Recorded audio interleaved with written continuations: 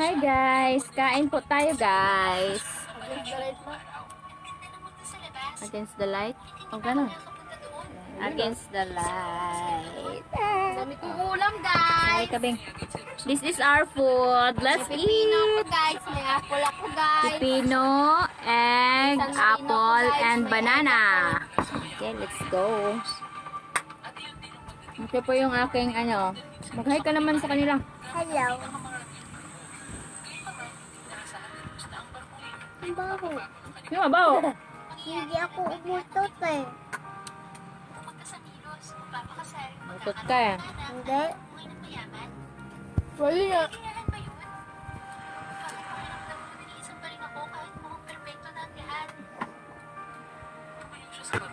Ano yun?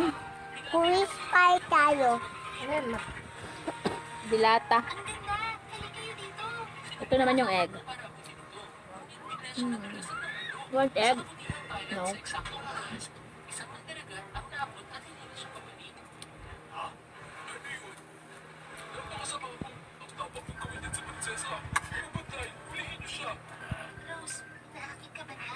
Babawas na kami ng kain ng kanin sa gabi. Lalo na si Ryan at ako. Sila kanin. Maraming salamat. Prinsesa, kamahalan, ako si Jack, ang magdaragat ng barko ito. Napadaan ako dito nang makita ko nasa panganib ang prinsesa, kaya nasaktan Apple. siya, tatawarin mo ko. Kamahalan, iligtas ang prinsesa. Sige, pwede ka nang umalis. Ayoko nito. Sarap. Ang sarap ng apple no. Si Jack para pasalamatan siya. Pipino. Kamusta? Nagkamay na ako. Malinis na yung kamay ko eh.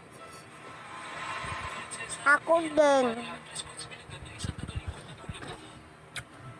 Mukbang tayo ng ano. Saan kitang tawagin akong Rose? Huwag mo na akong tawagin prinsesa.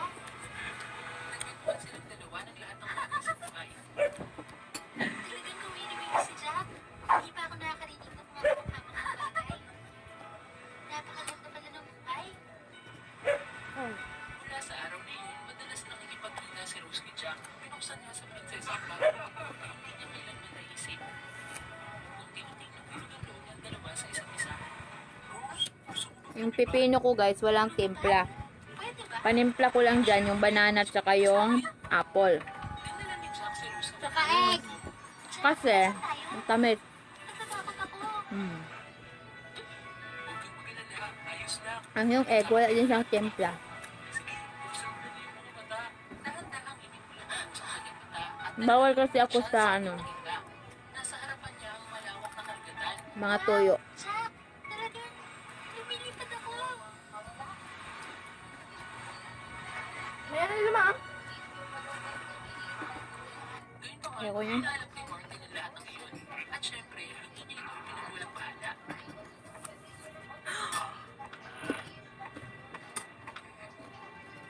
Martin, ano ginagawa mo dito? Mahalan, narinig ko sinabi Minsan, relasyon ng prinsesa sa isang mandaragat. Ano gagaling, Jack? Pwede po ba kung nakain ako ng kanin, mga alas 4. pwede? Isa lang So, tama lang ako dyan lagay. kay Rose. Marahil may hindi ko Kumaga. nakaintindihan dito. Kamahalan, sana ay ganun ka. Ngunit ipaalala mo pa rin sa prinsesa ang kanyang katayuan. Labas. Huwag kang mag-alala, lilinawin ko yan. Nang gabing iyon, masayang bumalik si Rose sa kanyang silid. Ngunit hinihintay na doon ang hari ng Reyna. Rose, saan ka nagpunta? Nagpunta ako para pasalamatan si Jack sa pagligtas sa akin noong isang araw. Biyaya niya ito, kaya hindi mo kailangan magpasalamat sa kanya. Isa pa, ito na ang muling pagkakataon na papayagan kita makita siya. Pero, Mm. gusto kong Kasi, kaya dapat mong isipin kaya pala siya nagmadali. Gusto ko lang ng egg. nagbabawalan kitang kapag Kala ko ayaw mo ng egg. Ayoko ng yellow dyan eh. Ah, okay. tumakas pa rin siya upang makita si Jack at ang kanyang mga kaibigan sa barko. Samantala si Jack sa isang gabi na nagbabantay siya, nakita niya si Martin at isang grupo ng mga lalaki na nagpupulan I love sa it. isang bagay. Boss, nadaog na po ang barko sa mga Mali nga siya, no? Hindi tayo magmamadali, nasisiwala. Hindi nga eh. May kanin pa ba doon? Sa tamang panahon, kikilos tayo. Ha? Pakain mo lang. Meron tayo mga espading ito para lutasin ang problema. Kaya yan naman ha? Ang totoo na yun. Hindi pala prinsipe si Martin. Siya ay Mmm. dito kay Rose. I love it. Mmm. Dali, pwede siya. Hindi siya kaya ako makatakas. Mmm.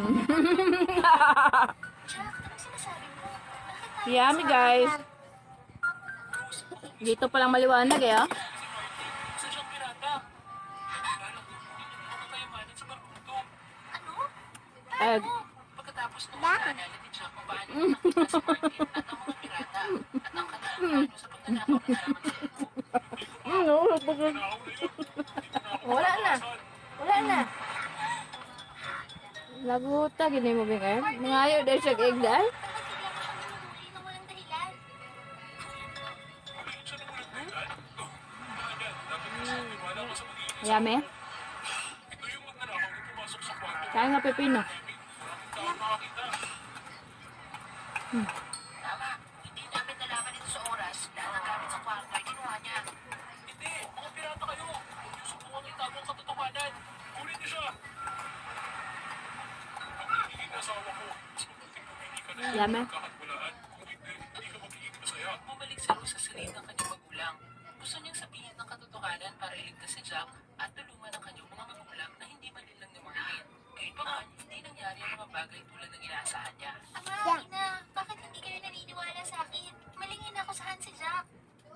Naniniwala ako sa kanya. Isa pa, pirata si Martin.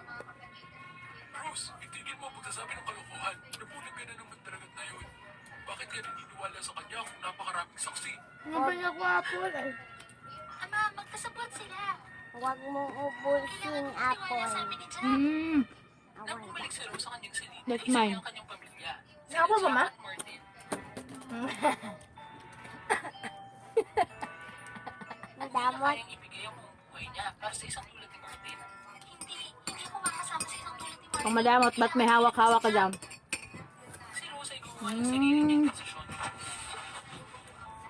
Pagkatapos ng maraming paghihirap, sa Harap. wakas ay natagpuan ni Rose kung saan si Jack. Rose, sabay na tayo alis dito. Babay ka na. Tayo ligtas dito. Bye-bye guys. Ito pang mga Takpan mo yung camera, dali. Bye-bye na. intindi sa kanilang lahat. Hindi dyan. Takpan mo sa taas.